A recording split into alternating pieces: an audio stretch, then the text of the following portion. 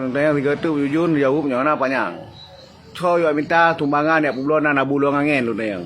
Tungkurian, barian yang nyom ya agak dijuk, aku bulan daya habisnya juga. Nyo ge ijo publonan dayah bulong angin.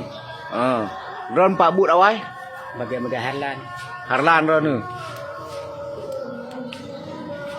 Nyoron ko dosa na publonan ulama ya na almarhum nya urang kan urang sembarang urang yang publonan nyo kutam kupoh no jeut sebenarnya.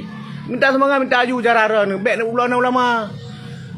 Ai le ke mah ai nam tam ti Makanya ilong curiga aku tanya ada kakak pegah ikam nyoje. Kajak but masa hilal. Rupiah ba ule pe gelah padu ya berkah. ai jadi nan Berkitab kakak but, berkitab kakak but. ai demi Allah memang hanali abud. Le pegah lagi na.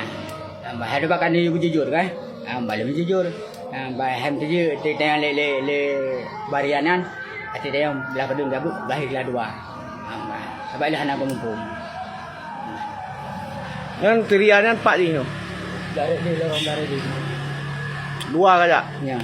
Pengnya ho kabah ke thau ke juk. Ke abangan. Man teng kuasa kan teh dek ogah. Di Banten ni. Kau takut dia kau publonan ulama. Menjuk minta sedekah kami minta aju.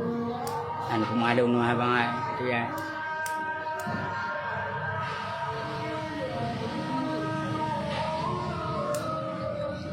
Berkitab kau kakak ber man. Ha? Berkitab kau bergelah dua ya bu. Kilo hana ada memang hana demi Allah hana le. Mambuno kamu tumpah ngelun demi Allah anak murid Abu. Demi Allah mandung kau pegah lu minta sumbangan. Blok-blok ni nya bulan puasa. Kakak minta kekayaan gero ke. Kan? Ahli kau minta gero ke kayak baho ke bapengan.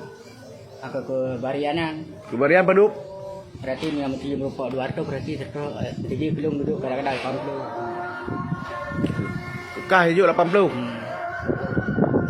Mak upa kamu tumpah-tumpah pun nak nabu no. Agak malam berah ke gubernur le goyan le Barianan. Jadi mau berah balang pernah le kan ku ikut.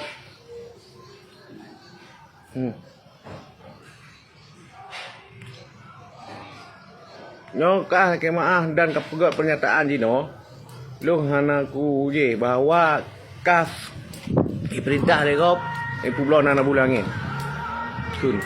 Demi Allah lillahi taala lunga yu legop yang bernama Bang Rian di Publonan Daya Habu